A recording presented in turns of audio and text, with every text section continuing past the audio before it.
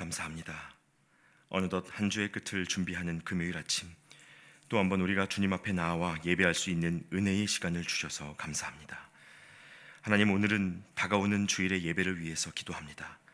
매주일 베데스다와 갈릴리 성전에서 성도님들을 만나고 함께 하나님 앞으로 나와 예배하는 것이 주께서 우리에게 주신 큰 선물인 줄 믿사오니, 이 예배를 위해 기도하고 준비하는 손길들 위해 하나님이 부으시는 감격과 기대가 있게 하시고, 함께 예배하는 그 시간 속에서 우리의 마음과 삶을 돌보시는 하나님을 깊이 만나게 하여 주시옵소서.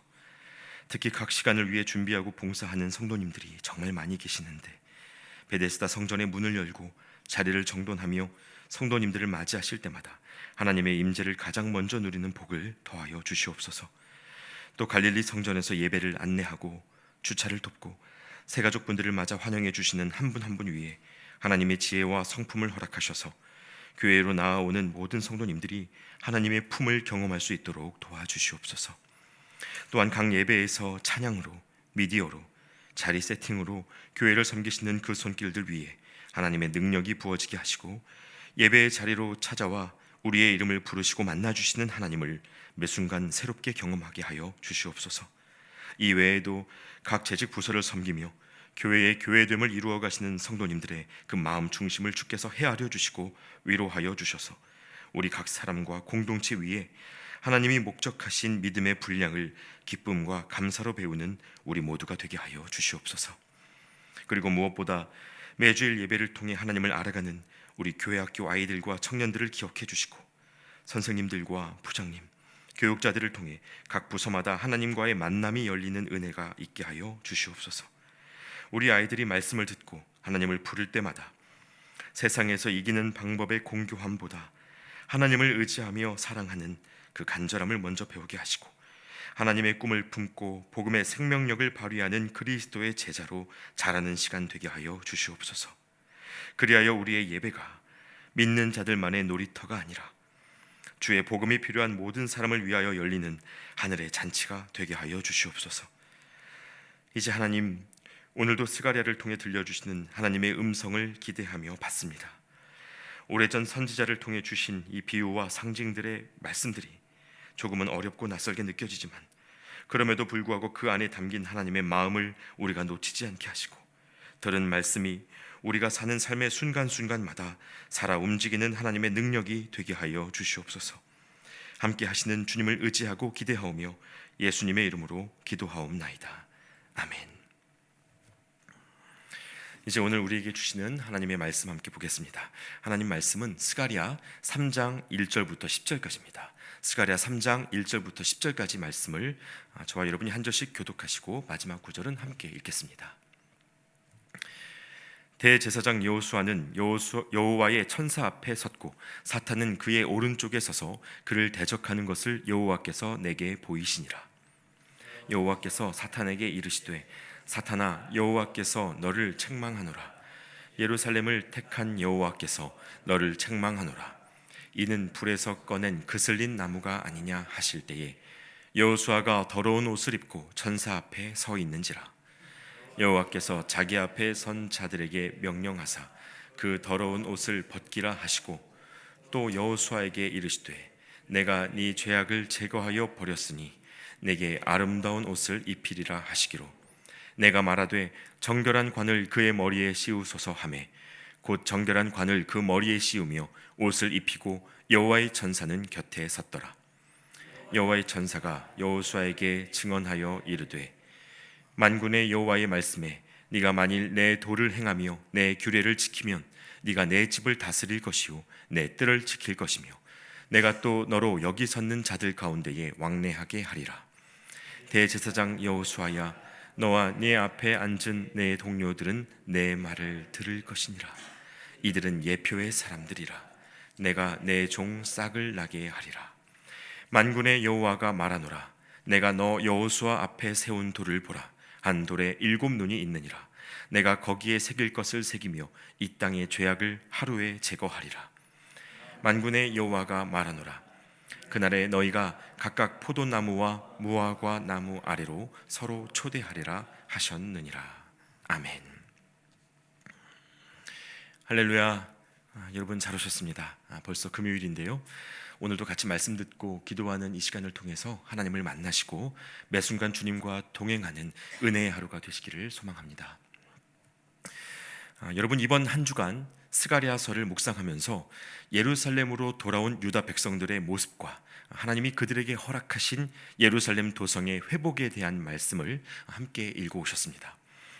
예레미야에게 주셨던 70년 포로 생활의 예언이 그렇게나 길게 느껴졌었는데 어느덧 세월이 흘러서 약속받은 회복의 때가 현실로 이루어지고 있다는 것을 우리가 말씀을 통해 확인할 수 있었습니다.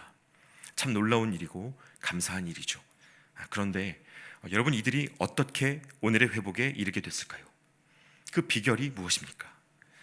기도를 많이 했기 때문입니까? 아니면 그들이 70년간 충분히 벌을 받았기 때문인가요? 그렇지 않죠. 사실 유다 백성들에게는 회복에 대한 진지한 갈망이나 태도 같은 것들이 보이지 않았습니다.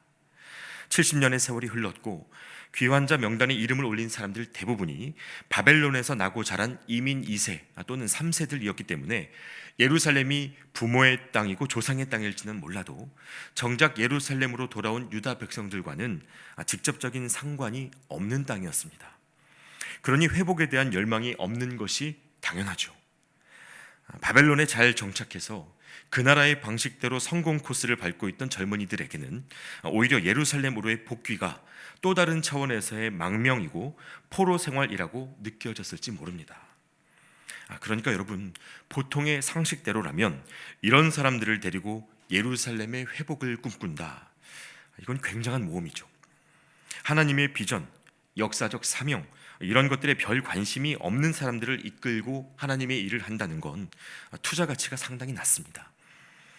내 편에서 아무리 좋은 걸 준비해 주려고 해도 상대방이 그 의미를 모르고 거들떠 보지도 않는다면 마음의 힘이 다 빠져버리지 않겠습니까? 여러분, 그러나 하나님은 참 집요하게도 이 유다 백성들을 통한 예루살렘의 회복과 재건을 포기하지 않으셨습니다. 그리고 어제 말씀을 통해 보셨던 것처럼 열방의 모든 사람들에게 열려있는 구원 계획을 이루어 가고자 작정하셨습니다. 그래서 그런지 오늘 본문에 보시면 하나님의 이 비상식적인 선택과 고집에 대해 반대하고 아주 상식적인 반론을 제기하는 존재가 등장하는데요, 그게 누굴까요? 바로 사탄입니다. 1절 말씀을 다시 한번 보시겠습니다. 대제사장 여호수아는 여호와의 천사 앞에 섰고 사탄은 그의 오른쪽에 서서 그를 대적하는 것을 여호와께서 내게 보이시니라. 자, 스가랴가 보고 있는 이 네 번째 환상 속에서 하나님의 천사 앞에는 대제사장 여호수아가 서 있었고 그 오른편에서 하나님의 일을 반대하는 자로 사탄이 서 있었다고 기록하고 있습니다. 여러분, 여기에서 여호수아는요, 모세의 후계자 여호수아가 아니고 당시에 바벨론에서 돌아온 유다 공동체의 지도자로서 대제사장이었던 다른 여호수아를 말하는 것입니다.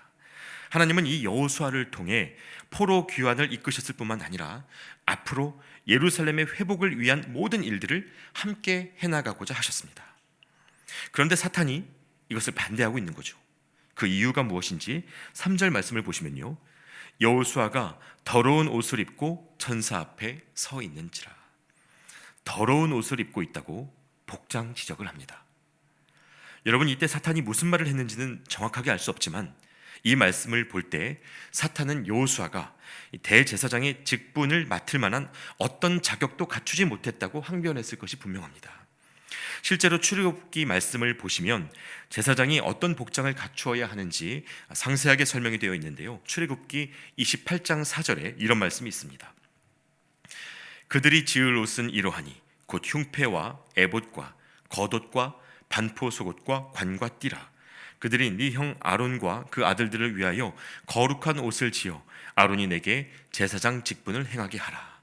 흉패와 에봇과 겉옷과 반포 속옷과 관, 그리고 띠까지 이렇게 갖춰 입어야 하는 것들의 종류가 정말 많고요, 무엇보다 거룩한 옷이어야 한다고 하나님이 직접 말씀하고 계신 부분입니다. 하나하나 정결하고 깨끗하게 준비해야 할 뿐만 아니라 빠짐없이 입어서 거룩한 옷의 면모를 갖추어야 한다는 것이 율법의 기본 규칙이라는 말입니다. 만일 이것을 제대로 갖추지 못하면 어떻게 될까요?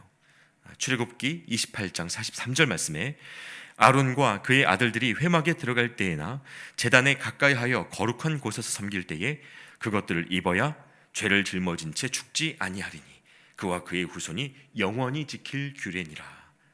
자, 그것들을 입어야 죽지 아니하리니 라고 말씀하시죠. 이걸 입지 않으면요 죽습니다. 여러분, 그러니까 지금 이 스가랴의 환상 속에서 여호수아가 대제사장임에도 불구하고 더러운 옷을 입고 서 있다는 것은 그가 지금 죽을 짓을 하고 있다는 것과 다르지 않습니다. 제사장으로 설 만한 자격이 갖추어지지 않았다는 이 사탄의 말이 하나도 틀리지 않았다는 것입니다. 그래서 여러분, 우리가 하나님 앞에서 살아갈 때에는 반드시 두 가지를 잊지 말아야 합니다. 이건 신앙의 핵심이라고도 말할 수 있는데, 그중 첫 번째는 우리가 하나님 앞에 설 자격이 없는 존재라는 사실입니다. 신앙생활을 하면서 하나님을 아버지라고 부르고 예수님의 이름을 가져다가 기도하고 성령님이 곁에서 늘 함께 하신다고 하니까 우리가 어느 순간 하나님 앞에서 우리의 자격을 자기도 모르게 주장할 때가 있습니다. 하나님, 제가 이만큼 살았잖아요. 오랫동안 기도했고 오랫동안 예배했고 힘 닿는 데까지 헌금하면서 열심히 살았는데 왜 나에게 이 정도 은혜밖에 안 주세요? 이런 마음으로 하나님 앞에 설 때가 있습니다. 그러나 여러분, 우리가 착각해서는 안 됩니다. 자기 중심성 안에서 이기적인 욕구를 가지고 살아가는 우리는 어느 누구도 아담과 다르지 않습니다. 상황과 조건만 주어지면 언제든지 하나님을 뒤로하고 내가 원하는 선택을 하는 존재가 사람이란 말입니다. 구약시대에는 하나님 앞에 제사를 드리기 위해서 지켜야 할 여러 가지 율법들이 있었죠. 흠없는 어린 양을 잡아야 한다. 물두멍에 자신을 씻어야 한다.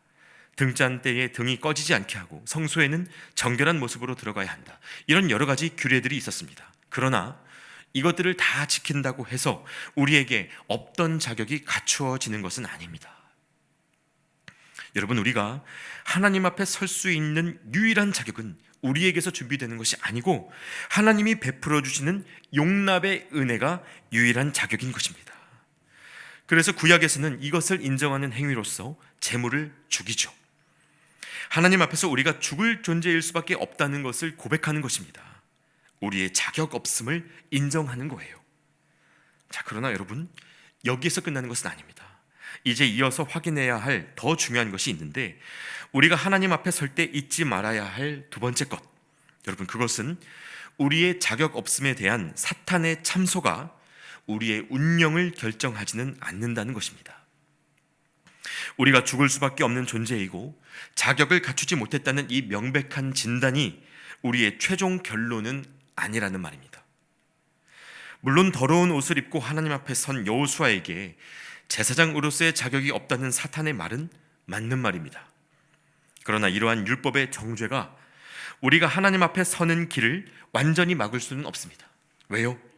하나님이 우리를 끝까지 용납하기로 결정하셨기 때문입니다. 우리가 치러야 할 자격 없음의 대가를 하나님이 지불하시고 우리에게 정결한 새 옷을 입혀주시기로 결정하셨기 때문입니다. 오늘 본문 2절과 4절 말씀을 다시 한번 보겠습니다. 여호와께서 사탄에게 이르시되, 사탄아, 여호와께서 너를 책망하노라. 예루살렘을 택한 여호와께서 너를 책망하노라. 이는 불에서 꺼낸 그슬린 나무가 아니냐 하실 때에 여호와께서 자기 앞에 선 자들에게 명령하사 그 더러운 옷을 벗기라 하시고 또 여호수아에게 이르시되, 내가 네 죄악을 제거하여 버렸으니 내게 아름다운 옷을 입히리라. 여러분, 이 말씀 속에서 하나님은 여호수아를 보며 그가 불에서 꺼낸 그슬린 나무라고 말씀하시죠. 바벨론에서 70년의 세월을 보내고 나온 이 백성들이 불 속에서 다 타버리기 전에 건짐받은 그슬린 나무와 같다고 하시면서 이제 내가 너에게 아름다운 옷을 입혀주겠다 말씀하고 계십니다. 포로되어 살았던 그 그을린 세월에 대한 하나님의 인정이고 긍휼입니다. 내가 너를 직접 정결하게 하겠다는 하나님의 결단이에요.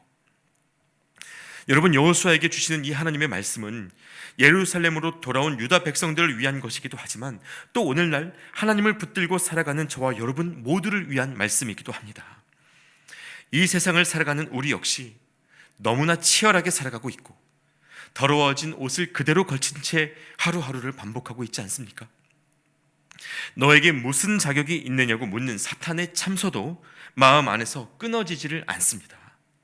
여러분, 그 증거가 뭔지 아십니까? 우리 안에 있는 자기 증명의 욕구가 바로 그 증거입니다. 나는 괜찮은 사람이야. 나는 자격 있는 사람이야. 이것을 자신이 스스로 증명해내야 한다는 압박 속에서 전쟁 같은 인생을 사는 거예요. 돈을 벌고 지식을 쌓고 외모를 꾸미고 사람들의 인정을 받아 성공 이력을 쌓아 올리면서 그것으로 자기 존재를 확인하려고 합니다.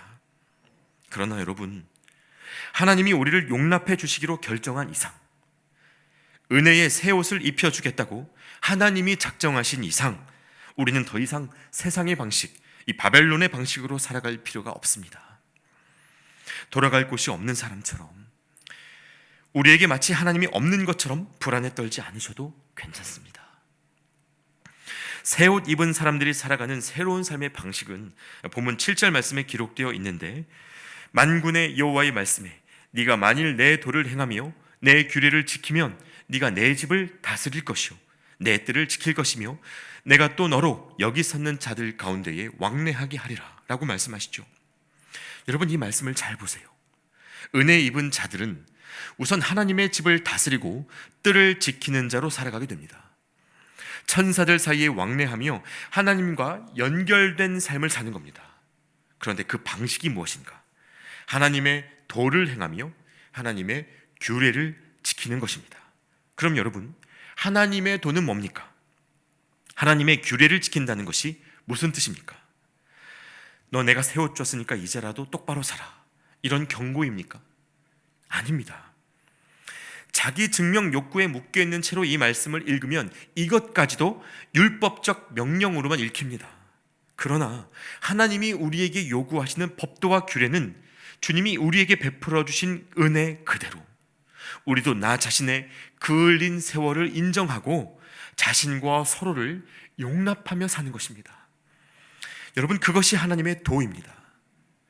그러니까 하나님이 이렇게 새로운 규례를 주시고 새로운 방식의 삶을 요구하시는 것은 우리를 또 다른 율법에 묶어두시겠다는 게 아닙니다.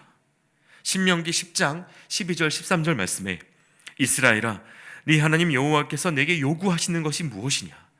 곧 내 하나님 여호와를 경외하여 그의 모든 도를 행하고 그를 사랑하며 마음을 다하고 뜻을 다하여 내 하나님 여호와를 섬기고 내가 오늘 내 행복을 위하여 내게 명하는 여호와의 명령과 규례를 지킬 것이 아니냐, 이렇게 말씀하셨습니다.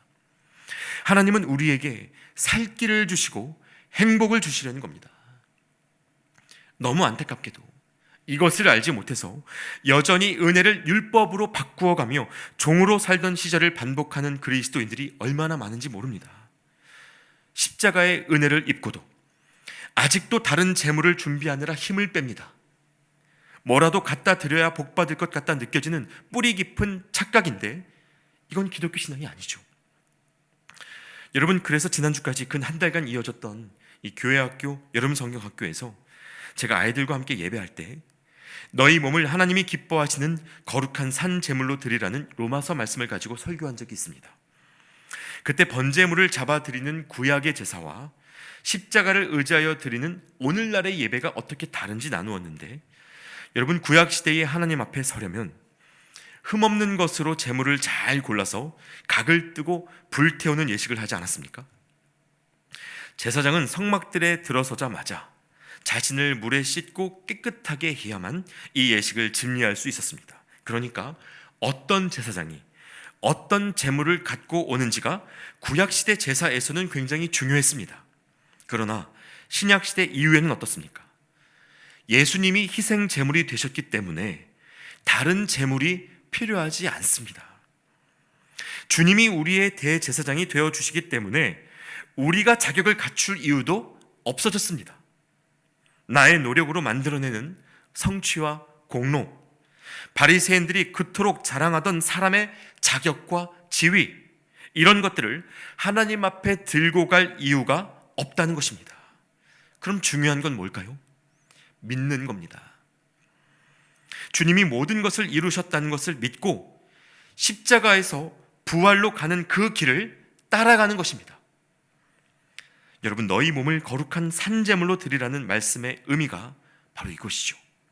이제 우리는 죽은 제물로 예배하지 않고 살아있는 제물로 예배합니다. 제물을 죽여서 한 방에 끝내는 예배가 아니라 희생하고 손해보고 고생하는 이 삶을 끝까지 살아내므로 예배하는 것이란 말입니다. 그래서 오늘 스가랴 본문 속에서 하나님은 여호수아와 그 곁의 사람들에게 한 가지 별명을 붙여주셨습니다.